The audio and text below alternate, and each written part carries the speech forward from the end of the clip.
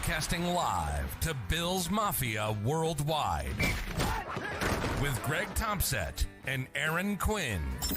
Welcome to the NFL. Doesn't matter what's happened before today. Today's a brand new day. It's a brand new season. Your number one podcast for objective Buffalo Bills coverage. No matter where you are, we got you covered.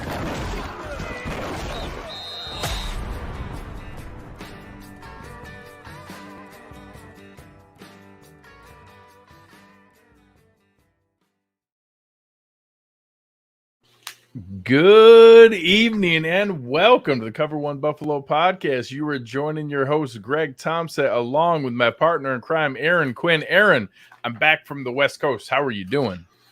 I'm doing well. It's terrible because we were talking about hey, did we mention this on the last show? And I forgot we didn't have a show last week. And so it's good to have you back. I totally forgot. I was doing the show with Anthony, but I missed you. You're not. Anthony is nice. He's a handsome guy, but it's not the same. I appreciate that. I miss you very much too. I had a lovely time. I had a business trip for the first real business trip in a while. Yeah. Had some awesome sushi and ate dinner out on some real sunshine. Yeah, I saw real sunshine. Ate dinner out on Manhattan Beach. It was pretty great. I had a good trip, but I'm glad to be back, and I missed you too. And I'm glad we're here. And I missed something very important and near and dear to your heart as we looked through and tried to figure out what we were doing. What happened while we were out. The Buffalo Bills extended and re-signed your man Siran Neal to a 3-year deal. Very exciting. Yeah, man. I like this. He was not my top priority pending free agent, but he was up there. He was in the top 3 for me of pending free agents for the Buffalo Bills to get back in here. You know me. I've been saying this for a while. I think he's a special teams ace for this team, and I said it going into last year that I already thought he was, and I think he just proved it last year that he really is a special teams ace. And I've said all along, I think he could be this team's Matthew Slater, or even their Taiwan Jones, give him that Taiwan Jones money and let Taiwan go on his merry way and be the leader of that special teams unit. So I'm excited for him. I'm happy for him. That deal was a little richer than I anticipated for what his role is. So I'm interested to see if they bring him, utilize him more in the defense like we saw against that one matchup with KC. Eric had put out some videos of that recently. So I don't know if they're going to, match him to opponents a little bit more with that big deal, or they just believe he's really worth that. Yeah, I cautioned everyone when that came out. That was obviously leaked by his agent. Yeah. So let's see what's built in as the incentives on that. But it's something where I don't expect that to be the actual number. Final numbers closer to Slater's actual deals. Correct. It's something where I'm not sure, it was more than I wanted. It was more than I wanted. And even the new numbers, they won't be the 10.9 or whatever it was.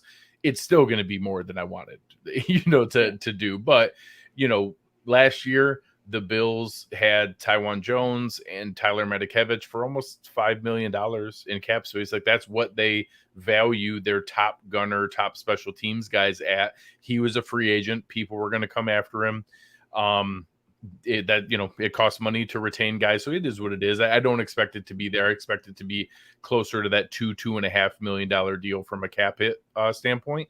But if there's some incentives for him to make the Pro Bowl or some other things or team success incentives, that's great. I'm totally on board with that, because if he does that or the team does great, the more the merrier. Give him the money. So it's fine. I'm happy he's back. I'm curious. I do think it probably means the end for Taiwan Jones, and it probably means a renegotiation for Tyler Medikevich. But I'm good on both of those things. Yeah, I agree. Yep. The other thing that came up, I'm going to share this here. We obviously had a little bit of news in the announcements of what the other coaching changes were around the team. And, obviously a lot of people added into quality control coaches and assistant coaches. I don't think there's anything terribly interesting here, but a couple names. Obviously you were a huge advocate of Bob Babich as how valuable he was as a linebacker. And now we see his son move from safeties coach to being the new linebackers coach. Talk about the Babiches for a second and how great it is to see him, be able to retire the way he has and now see his son succeed him. Yeah, when the Bills brought in Bob Babbage, I was super excited. And this was prior to them having a Tremaine Edmonds, a young linebacker in their midst. So love his career. I think one of the better position coaches, linebacker coaches that's probably ever done it in the NFL. And so good for him, retiring on his own. The defensive staff didn't get fired and he was forced in retirement. And he made this decision on his own. And it paves way for Bobby Babbage. And one real quick thing I saw a lot on Twitter when this happened was like people think that some of these position coaches are just able to coach their one position, so that because Bobby was with the safeties, like they'll move to linebacker. Some people are like, oh my gosh, like does he even know about linebackers? Like, dude, this guy grew up in a house with the maybe best linebacker coach ever. Like he's a defensive football coach. Like this is the progression that coaches take all the time. Yeah, Raheem Morris went to be an offensive coach before he went back to be the Rams defensive coordinator. That's what well-rounded coaches do. Yeah, this is a great opportunity for Bobby Babbage to get something else under his belt and continue to move up the coaching ranks here throughout the NFL. You just become more versatile. So this is a great thing for him. Excited to see what he can do with this linebacker unit, because I do think, I was just on Anthony's show, this guy's coverage, and we're talking about the positional needs and stuff like that. And I do think this is a big year going forward for Bobby Babbage, and maybe a fresh pair of eyes and a younger dude coming into this room. We saw how Jordan Porter and Micah Hyde talked about his influence on them in that room. Maybe he can bring something that's needed to get this linebacker room to a next level and to bring the most out of Tremaine Edmonds here in this big year for him going forward. So I'm excited to see, but sad to see his dad go, but excited to see if his son can follow in that legacy. Yeah, I know someone just asked about the fellowship coach. I believe that's just what the Bills call their team chaplain. I believe that's like their guidance counselor, faith coach kind of guy. Yeah. The only other ones I wanted to reference, Jim Salgado was the nickel coach and now has moved into the safeties coach to replace Bobby Babbage. And then interesting that they labeled John Butler as the passing game coordinator and the defensive backs coach. That makes me wonder, is that kind of grooming him? Does that mean he's in line to be the defensive coordinator? I know a lot of people think very highly of him. Mm-hmm. He's now like the overall secondary coach and then passing game coordinator for defense. That's interesting to me that's the label they gave Ken Dorsey before he took over as offensive coordinator. I wonder if that's kind of their tell that if Leslie Frazier were to retire or get a head coaching job, does he become the new defense coordinator? I think you see that sort of league wide, whether it's some passing game coordinator or assistant head coach gets tossed around. I think, this has been my thing with the Bills this whole time, is they would prefer, I think, to bring up. So when the offensive coordinator role came up, I knew they would, and Bean spoke to it, as we'll talk about in a second, to some of the things they talked about with the media at the combine. Talk about how they interviewed other people, but ultimately they want the continuity of keeping the guys in the systems and the people that are in the building within the building. And so it makes sense that they are pre-planning for these types of things by giving guys additional titles to keep them there and prep them for that next role in their career. Yeah, and it's interesting. Justin bring this up here about gotta love the Pagulas approving so many different coaches. That's not always the case. I know the Bengals are a team that's notoriously kind of picked on for just not giving them as many scouts, as many assistant coaches, as many quality control coaches, slimmer on the analytics department, things like that. It does make a difference that the Pagulas back up their investment in the Bills with building out those staffs. We know there's a 6-person data and analytics department. Every single position has assistant coaches plus multiple quality control coaches, which are basically the equivalent of professional film grinders. That's what they do. Robust training. Oh God, best in the league. Health and wellness facilities and staff and everything that they have there. I know the strength coach guy, they just won awards for that as well. So definitely encouraging there. Bean speaks to that all the time. I'll take my loss a little bit there because I'm one of the first to give the Pagulas a hard time about stuff. Sometimes I think they're corny. Sometimes I don't love their moves, but in terms of Brandon Bean or their other teams, either the Sabres. Yeah, well, I don't care about hockey, so that works well for me. I don't care about the investment there.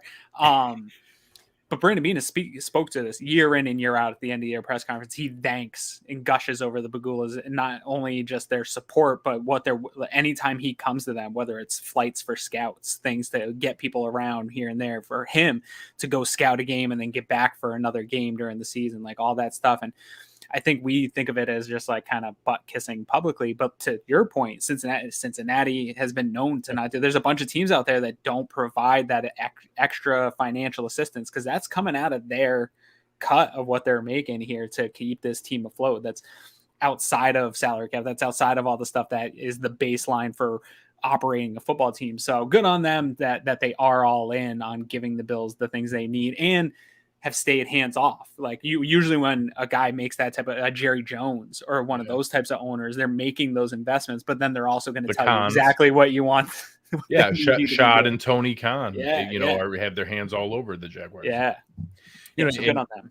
Yeah, absolutely. And you brought it up earlier today with the interviews already. Some of the things, McDermott spoke to that philosophy of wanting there to be guys internally to step up and that they believe that promotion from within is the right way to do this. Like that's how you keep continuity and how you can develop to be able to do those things.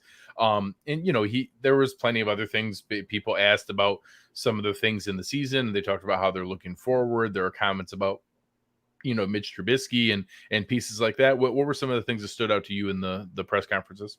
We were talking offline, and the thing that stood out to me the most is Brandon Beane sees all your complaints about Tremaine Edmonds, all you Twitter folks out on the internet. He's not having any. He doesn't want any of that smoke. He doesn't care. That really was one of the things that stood out to me the most is their support of a player like that when asked about it directly. I think that, most of the other stuff seemed more fluff. Maybe some comments on wanting to re-sign their own and focus on keeping it in-house. And he even made comments, I don't want to have to cut 2 or 3 guys to be able to sign a free agent. So some of the people that have listed out these like 7-person cut lists to be able to create cap space to go on a spending spree, I wouldn't hold your breath. Yeah, no. And I think that's been par for the course for Brandon Beane since he's come here. Like that philosophy is year in and year out. I think we saw that going into last offseason. I'm expecting a similar type offseason, right? Fill in holes where you have to and bring back your own when you can. And so, he confirmed that stuff. But the Tremaine Edmonds stuff, I just got off that show, Disguised Coverage, and looking up the spot track number on Tremaine at, 13.9 or something's his value. I think maybe Brandon Beane could get him in a little less than that. If we get 4 years, $56 million. I think there probably will be an offer at some point before the season starts to his camp, whether or not they take it. But after hearing him speak, that they understand what his role is and they understand his responsibilities and are not concerned about the smoke that everybody on Twitter wants to give him, makes me think that there'll be an offer, presented to him here this offseason. Yeah, you're spot on. And the way you spoke about that leads us right into our topic for tonight. As we do this, I'm already excited to disappoint people because when this says wish list, I know the names that come to many fans' minds. So I'm going to brace you for that tonight. Aaron and I built our wish list, I think, from a realistic lens. And if you look at last year where most of our... did. Well, okay. All right. I'll speak for myself. I built my wish list from a very realistic lens. And I used last year as a kind of blueprint for what we did, where, hey, the biggest signing was Emmanuel Sanders at like $6 million. And a lot of it was the F.A. Obadas and Matt Breidas and those kind of guys that's kind of what I expect here. I expect re-signing a lot of our own. And then I do expect a couple moves. I do think that we're going to see a little bit of spending in a couple different areas. Mitch Trubisky was kind of a surprise last year. Some different pieces along those lines. Who am I drawing? The tight end I'm drawing a blank on from Seattle. Hollister. Hollister was a little bit of a surprise. A lot of cheap stabs at guys who had a chance to make the team. Some of them did, some of them didn't. I think that's what we see again. And I think that's the kind of free agency I'm expecting. So I framed mine here. I'm assuming your number one target is Devontae Adams. But we'll go through and start it out. Why don't we start at quarterback? We'll just go through the positions here. What were your thoughts as you were approaching your free agent wish list for quarterback? Yeah, I think this is something that you and I here have talked about before. Is there's probably 8 or so names. I don't know exactly how many jobs are available. I haven't looked into it. There's probably 7 or so jobs, and so one of these guys is going to be there. And you've kind of made a great analogy. There's going to be a ticket, $2 million, $2.5 million coupon ticket that says, "Hey, whichever one of you guys loses this, game of musical chairs." Got check here. You're gonna have a check here to come back up Josh Allen and be a part, and maybe get a ring while you're here for being a good backup quarterback. Now, I think where it comes down to is, who do you think is going to be at the bottom of that game of musical chairs? And I think that's where the variances of the arguments that I've seen on Twitter, where I think some people are still looking at the higher end of that and thinking that we're going to maybe be closer to the Mitchell Trubisky level, when I don't think that the drop off in this list of guys that I'm talking about is much worse than Mitchell Trubisky, but I don't know that you're going to get a guy maybe with such low end NFL starting capability as you are going to be with the high end of the backups, if that makes sense. It's spot on. So when I did mine, I of course I would like Jameis Winston or Teddy Bridgewater or Mitch Trubisky back, or even my fringe guy is Mariota. He's my fringe guy. He could go either way. Yeah. He's kind of, so he's my 2022 Mitch Trubisky, the guy that I could see, although he already had his kind of reset backup year in Vegas. So I don't really know if that's a fit, but I didn't include those guys. And I went down one more tier, and I'm in the veteran range. I was debating between Andy Dalton, Tyrod Taylor, and I can't turn my heart off. I settled on Ryan Fitzpatrick. I settled on Ryan Fitzpatrick. I think he might have one more year left.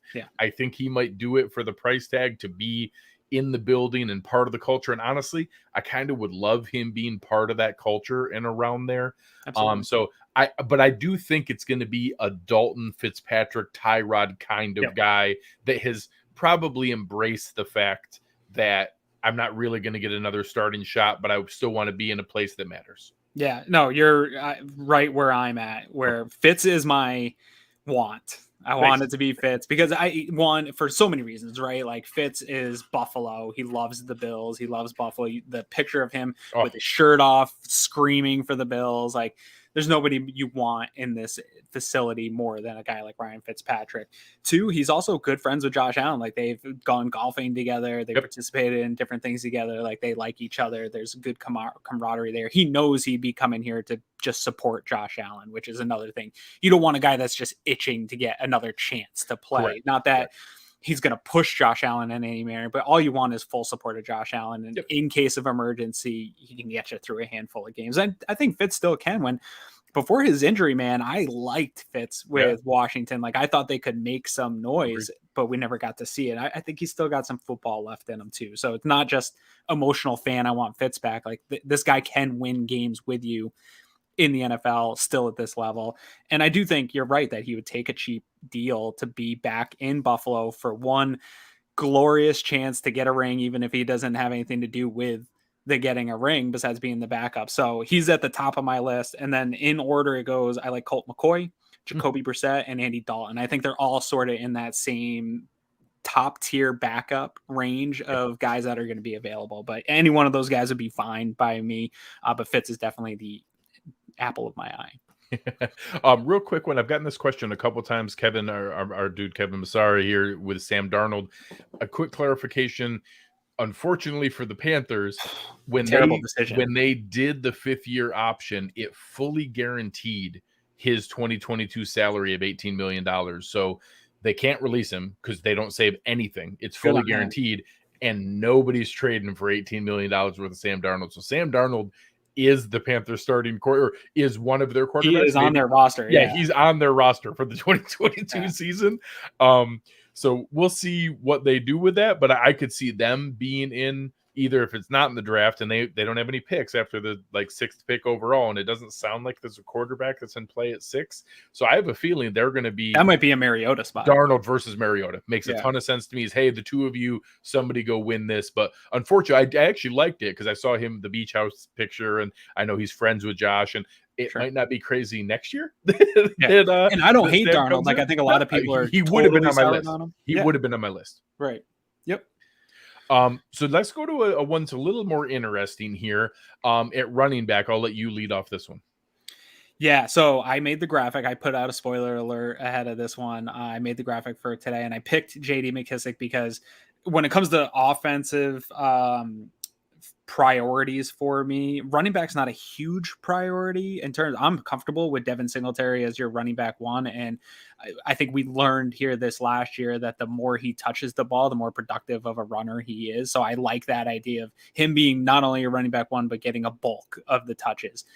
Where it is a priority for me is I think Zach Moss regressed. And I was a guy here in the preseason, like pounding the table for him to get touches and maybe taking over for Devin Singletary. And all he's done here in his time in Buffalo is get worse. I hate to talk about a player like that, but it is just what it is. And maybe he does have a bounce back summer here and comes in and really earns that running back 2 job. But you're the mayor of hope is not a plan. And so I'm not banking on it. And so you need something in this running back room that offers you a running back 2 possibility, at worst case scenario, running back 3 opportunity. And so JD McKissic would be one that fits something that I wanted out of this running back room for a long time, which is a receiving threat out of the backfield, a guy that can get open, a guy that has that ability when a play breaks down for Josh Allen, that he knows how to get open for a quarterback and can make plays with the ball in his hands. I think he fits what you need here in Buffalo. And then outside of McKissic, who is the apple of my eye again in this position group, it's not sexy names for me the rest of the way. I got 3 other ones. I got James White, who is a guy that I've wanted here a few different times now. Again, with this Earhart Perkins system, he's that perfect complementary running back that can be a pass catcher out of the back. We've seen it in New England. That is what they're running, the similar type offense. He's had success in that role in New England. I think he got injured early last year, but he still showed in the few snaps that he got that he still has that ability to be a productive pass catching back for another year. I'm not talking about a long-term investment in a guy, just a 1-year deal, get him in here. I would take a Phillip Lindsay. This is a guy that when he hit waivers, I was hoping that the Bills would maybe bring him in because I think, again, he has that type of speed. He can be a pass catcher, those types of things. And then maybe take a waiver on a Marlon Mack and see if those injuries are beyond him. Get him into this training facility that we talked about with this training staff and see if you can get some of that production back that he had just a couple of years ago, 1,000-yard rusher, pretty productive running back. And I'd be willing to bet on my medical staff and my training facility to keep him healthy enough. Doesn't have to be a primary back for you, but to be another option in case Zach Moss just continues to regress or doesn't take the leap that you're hoping he does. So those are 4 names for me, with McKissic being the one that I would most aggressively go after. Makes sense. And I knew you were a fan of those, so I didn't list them, but I would definitely support that range. A couple other names, I still jotted down Cordarrelle Patterson. Last year was our chance. He signed with Atlanta for $3 million. That was our chance to snag him. This is his last chance for a big payday.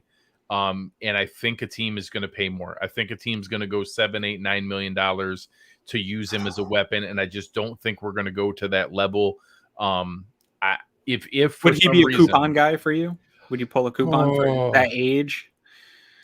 Man, if he sat out there for a little bit, I could see packaging something together to say, hey, maybe we want to make this work and figure it out, but it would have to be because it didn't quite materialize the way that they thought, and that, hey, we can get him for $6 million, and maybe we want to splurge a little bit because we can use him at kick returner and as a receiving threat, and he can be active on game day, no matter what. But I don't expect it, but I'd consider it if his market is a little deflated. I picked a couple other names similar, but more so in the stance of not just receiving, but could take over if Singletary got dinged. I like Darrell Williams out of Kansas City. We saw him do well for Clyde Edwards-Helaire. If Cleveland's in a tough spot, they're paying their 2 running backs a lot of money in Hunt and Chubb. I don't know if they're going to give a tender, which would be $2.4 million, to Dearness Johnson. We saw him perform pretty well, and if they don't tender him, I could see him being interesting. The problem is they don't have a quarterback, so they're just going to hand the ball. They're just all running back handoffs and wildcat all day. I settled on Justin Jackson. I think he's a guy that there's a lot of depth in that Chargers backfield. So I don't think they're going to spend money after what they paid Austin Eckler. And they have some other talented backups there as well. So I think he's a guy who's going to have a new home. I don't think he's got a ton of buzz around his name, but he's really talented. He's a good guy, can catch out of the backfield, can still run tough between the tackles. I think he can do, a lot of the things Devin Singletary does and be a good 1A, 1B where we don't lose anything when Singletary comes off the field. And that's ultimately what I want. I don't want it to be a tell when they come on the field that, it automatically indicates, oh, we're doing this. And I think McKissick is the closest to that out of the other group where he still can carry the rock. James White is not going to be a running. Yeah. He is a pass catching back. So I like having that balance there, but I like McKissick and Jackson as two nice options there. Now, Kevin Massayer here brings up Rashard Penny, and I would love to add that type of tell Siri to calm down over there. Penny over there, but I couldn't find a value on Spot Track on Penny, but I'm guessing it's going to be pretty substantial in terms of this free agency running back class. He's probably one of the better younger names available. What are your thoughts? Yeah, the number that's out there that the reason he keeps coming up is that Pro Football Focus had him at $2.1 million. So everyone's like, oh, well, if that's all he costs, I want him. I just think it's wrong. I just don't think it's accurate. He was pretty productive. Oh yeah, he's super productive. I want to say he led the NFL in rushing in the second half of the season. Yeah. Whether it was the second half or the last 6 games or whatever it was, from the point he got his shot, the rest of the way, and it was like 5, 6, 7 games. It was a legitimate sample size. He led the NFL in rushing and looked really good for Seattle. So don't get me wrong. And he's only 26. I mean, that's not super young for a running back, but I mean, fine. Yeah. So if that's real, sure. If it's 2 million, yes, absolutely. He probably would shoot to number 1 on my list. I just don't think that's real. Right. I think that he's going to re-sign in Seattle for 3 years, $21 million. I think they're going to, they spent a first round pick on him and finally saw the flashes of what they scouted. Because you got to remember, they're the ones who picked him in the first round. So now I'll be shocked if they don't re-sign him there, and probably for more than we would have wanted to do. I don't, Jean-Christophe here. I won't lie. I looked at David Johnson's name for a minute. I didn't realize he's 31.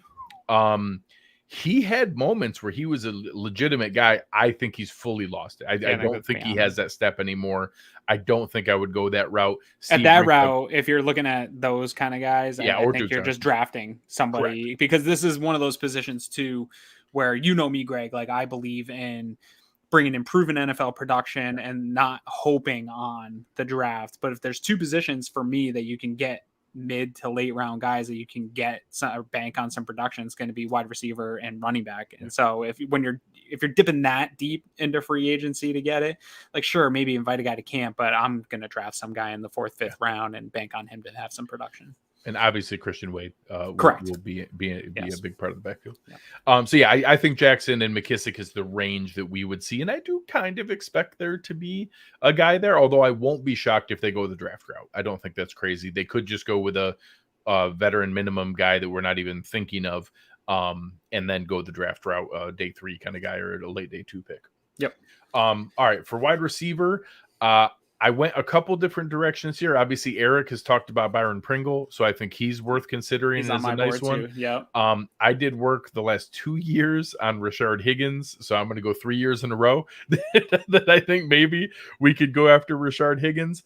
I know I had mentioned before Cedric Wilson that there's a lot of money being thrown around in that Cowboys wide receiver room, and Michael Gallup is a free agent who's about to get a ton of money. I think Wilson could shake free and could be a sneaky Emmanuel Sanders type addition, but younger. I ultimately settled on, I think Deontay Harris is going to end up shaking free, because I don't think the Saints can afford to keep him with all the other moves that they're doing. If they do, obviously that could be there. He's another guy that I just think that the projections I've seen out there are not accurate. What was the spot? That was like insane. They had him at $9 million. Yeah, that's what I thought it was. Close to 10.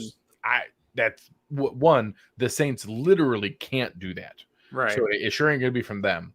And if he gets that money, absolutely. I just don't think that's accurate. I think he's a $4 million player. So we'll see. I'm projecting him way closer to that $4 to $6 million range. And I would pay him because he's an all-pro returner and a legit wide receiver 4 deep threat, which I think is what, you could draft our slot of the future to be able to work with Beasley. You have, obviously Davis and Diggs on the outside.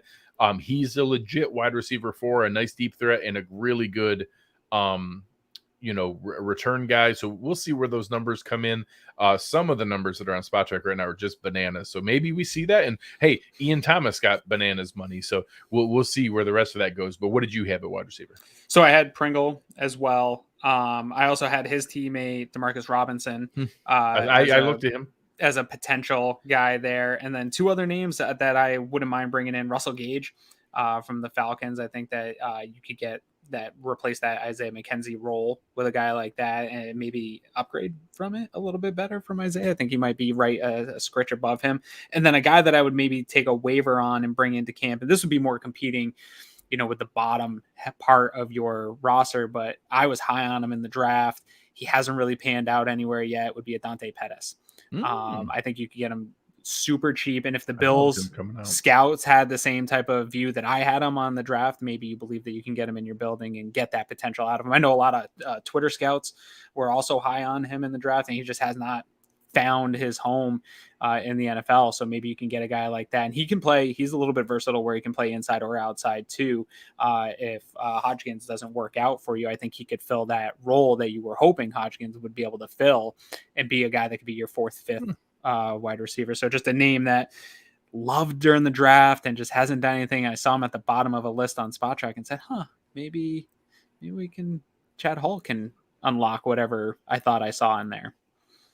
I think that's a really smart one, and honestly, probably more in the range of what we would see for, for the kind of moves that would happen. Is that's the kind of reclamation project that would make sense where there's, it's no risk. There's no risk at all, right? And you can still draft again, like we're talking.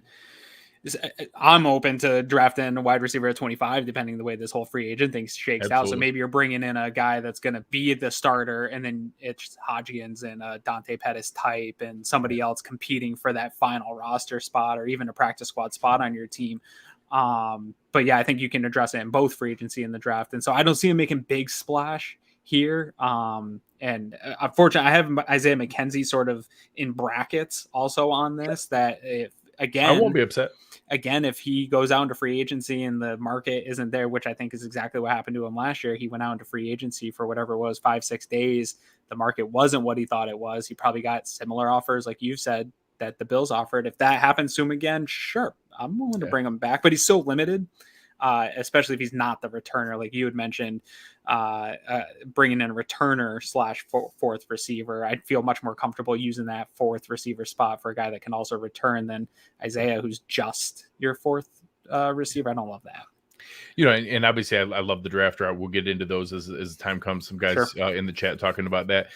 Peter here brought up a common name. I have no idea where this Beasley clone stuff I know where it is. I know exactly where it's coming from. They're both short, white wide receivers. That's exactly what I mean, we had Connor Rogers on who watches more Jets than anybody and breaks down film. He didn't understand the Berrios love. He didn't get it. He didn't understand the valuations. He didn't understand where all the excitement was coming from. He's fine. He did have a really good return season. It was an anomaly. He wasn't as good as a returner either of the previous 2 seasons, even close to as good of a returner, but he was exceptional this past year, and he was okay at receiver. I mean, the Jets desperately needed receiving talent, and he had like 3 good games sprinkled in a couple different places. So I won't be upset, but the numbers I've seen for him are ridiculous. He's not remotely worth that number. And straight up, if Deontay Harris and Braxton Berrios are the same price, I'd rather have Deontay Harris. Absolutely. I'd rather have him straight up. I don't hate Berrios. I just don't see where the love is coming from. And all these things of him getting $8 and $10 million is crazy. Kendall Mirsky made a great point on this when he, Eric, and Anthony broke down their receiving free agent prospects. And he said, the problem is you don't want to pay a guy to come and develop him into a route runner. If you're going to do that, draft a guy, Yeah. right? And then like develop him into a route runner in the draft on a rookie deal. You don't want to pay draft a guy. Jahan Dotson and correct. Have him go watch. Sure.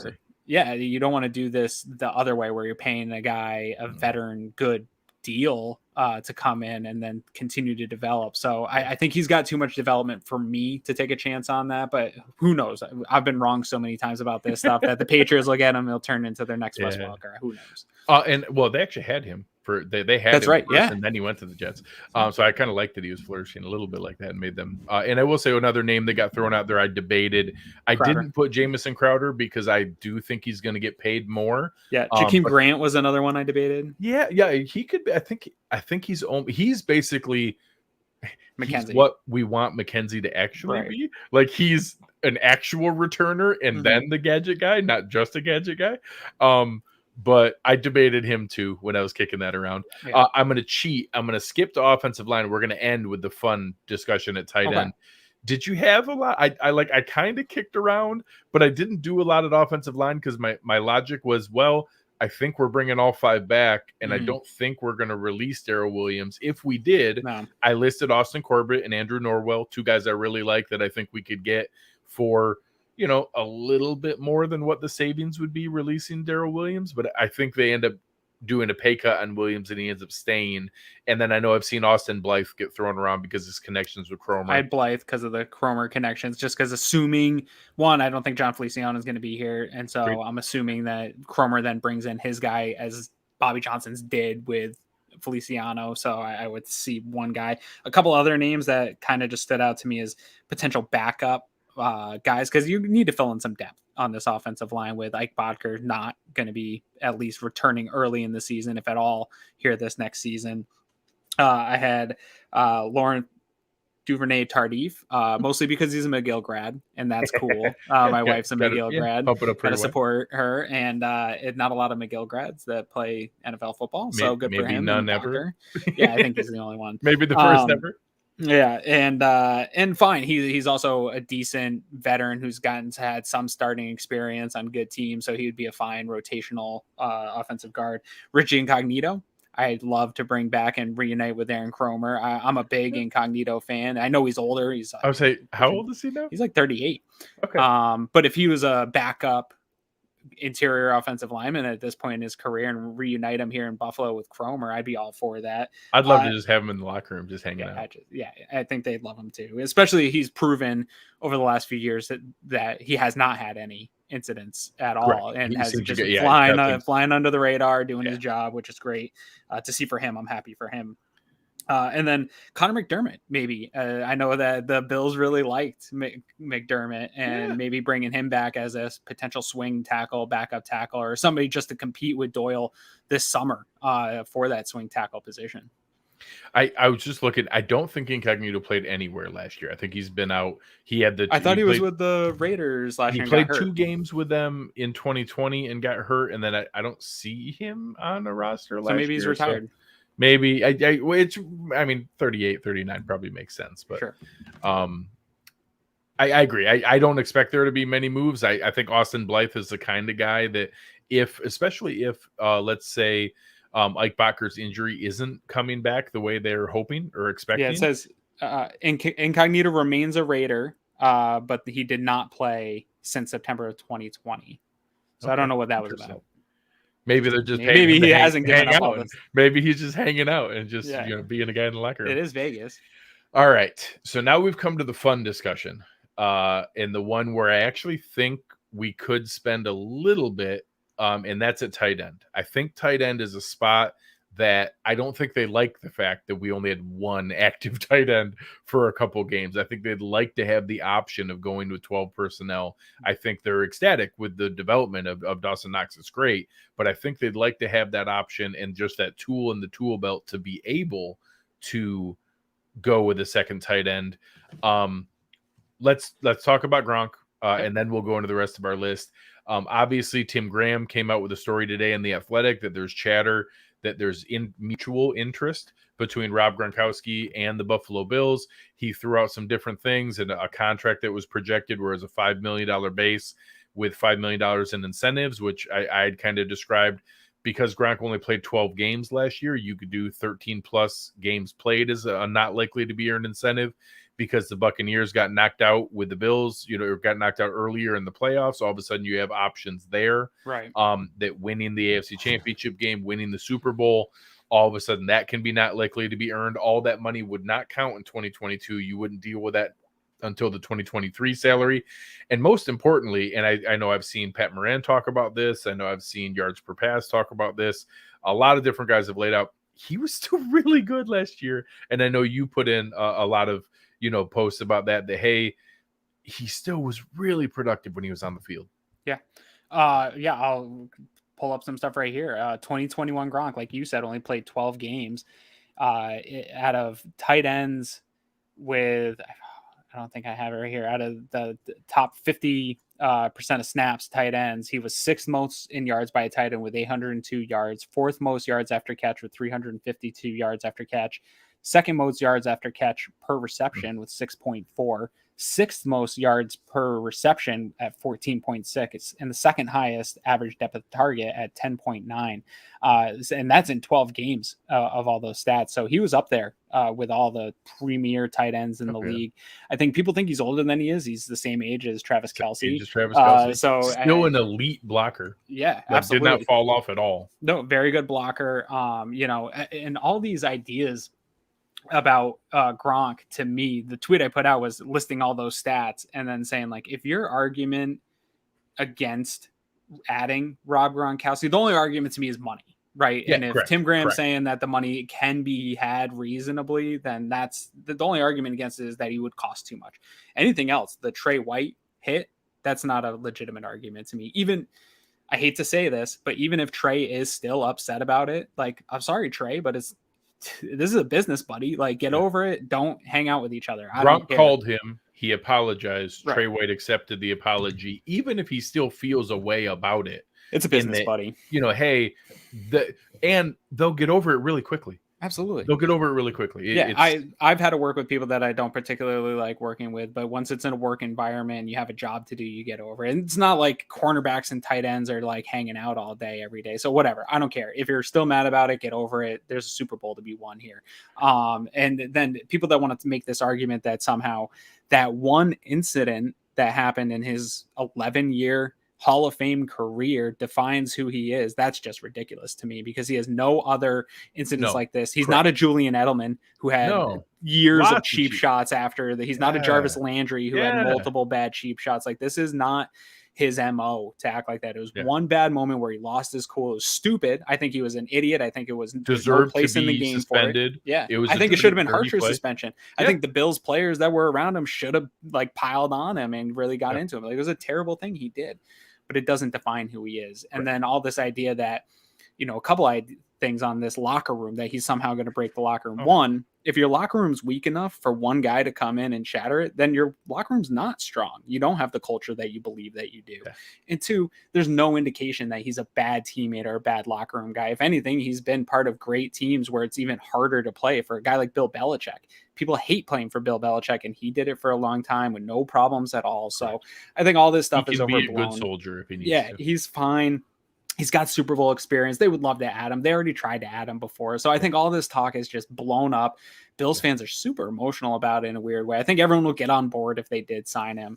And so I don't think it's likely to happen. I think it's less than 50-50, but I think it's possible. Yeah, with Tim Graham talking about it. The problem with that Tim Graham article, I loved him. He's one of my favorite guys on the beat. It was very loose, though. The headline made it sound more like there was maybe some sourced information, but then when I read it, it was more like, hey, like the winds are blowing at the combine and this is what we're hearing, where it wasn't, he didn't come out and say, I have a direct source that there's been contact or that there's interest. And he's very careful with his words. So it was more like, hey, this is kind of what I'm hearing at the combine, is there is this interest, but that's not nothing. For Tim to put it out there with his name attached to it means that there's probably some rumblings going on. So Marzo here was making a comment. All the guys we're listing here tonight are for tight end 2, and I'm including Gronk in that. Yes. No, and actually, I'm not sure that Knox.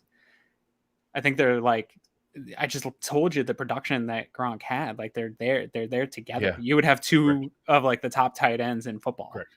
Yeah, he was more productive than Knox, in the season. And there's some context in there of how each was used and the comfort of Brady with, but it's not like Knox is some runaway top 3 tight end. Correct. He's still developing and coming along, and having a guy like him would make I think could have a very positive impact on what Knox happens and help the rest of his career.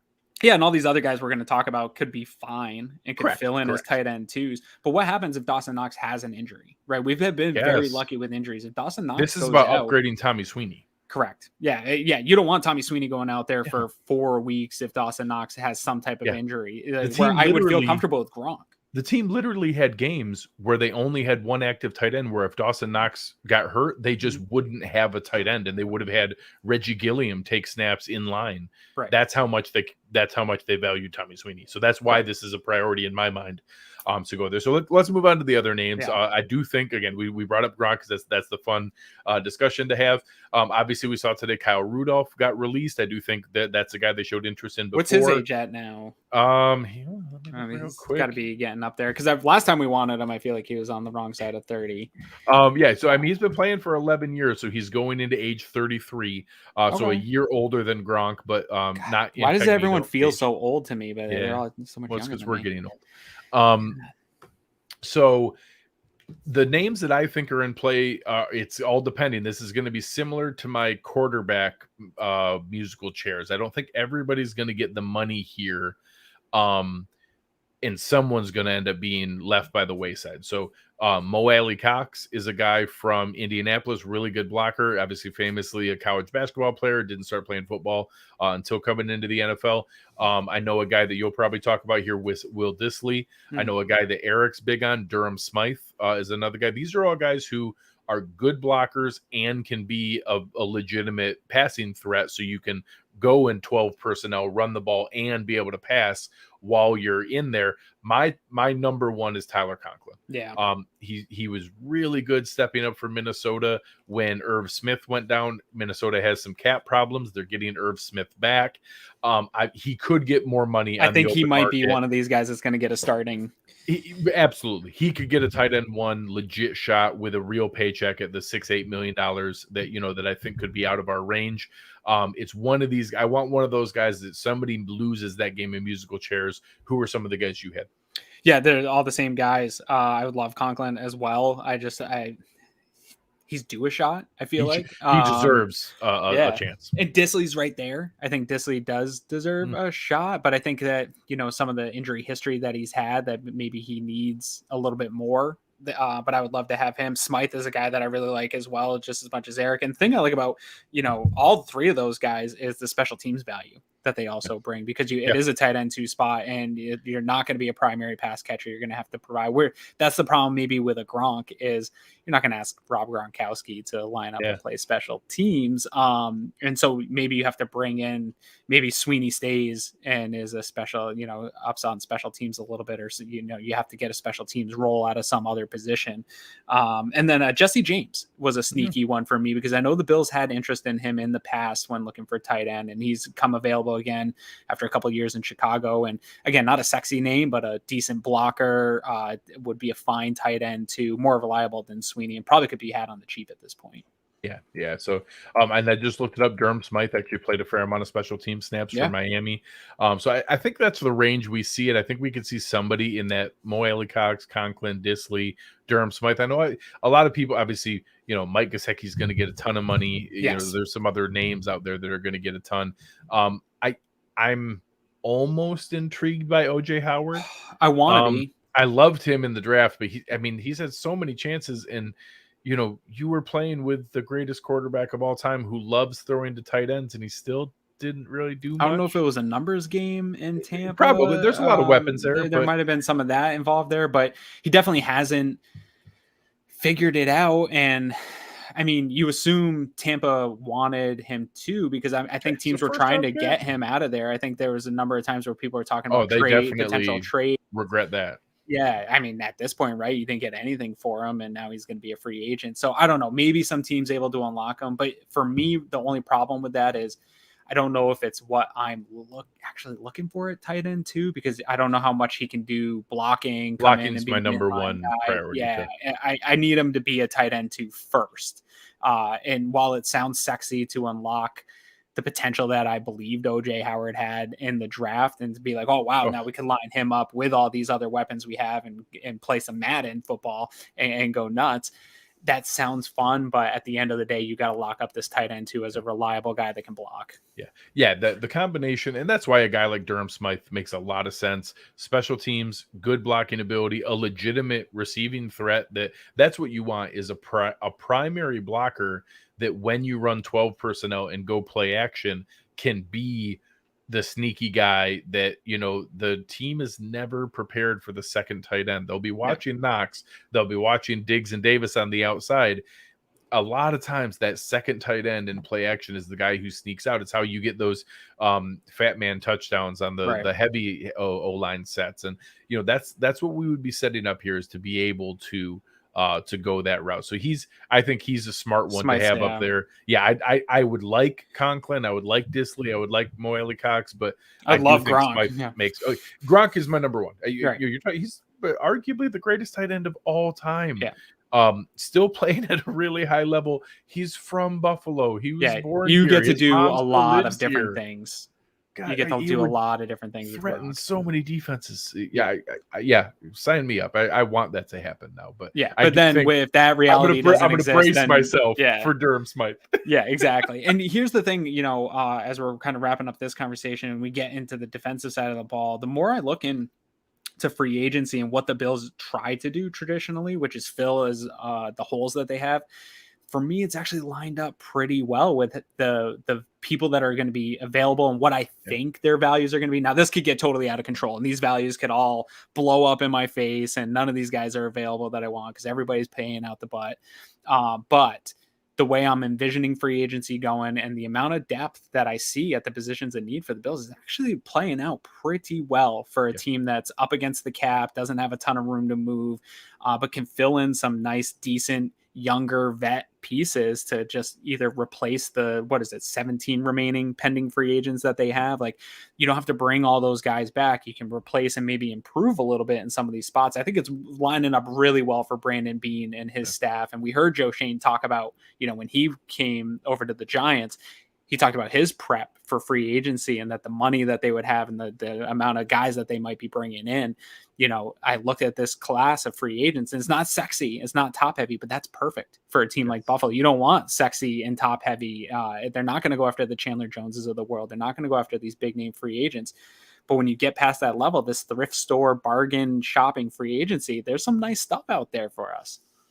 Absolutely. And I think that's the way to look at it. And, obviously that was our goal for tonight's show. We wanted to go through and do this. Next week, we're going to do our same wish list for defense. So you guys can get mad at us there that we're not, it's going to be a Jerry Hughes Love Fest show for me. I did that a little bit over on the Disguise coverage tonight. So be prepared for that. Be prepared for that. Brace yourself. The number one target's probably not Von Miller. Right. But we'll go through there. We'll do the same work there. But we hope you guys enjoyed this. We want to give some names that you guys can kind of prepare yourself for, the kind of names I think we'll hear in free agency. I think we might hit on a couple here, probably not that many, but I bet you we hit on one or two of these guys that are the kind of guys we see them going after. So we'll see where it comes down. But any final thoughts for the people before we wrap up here?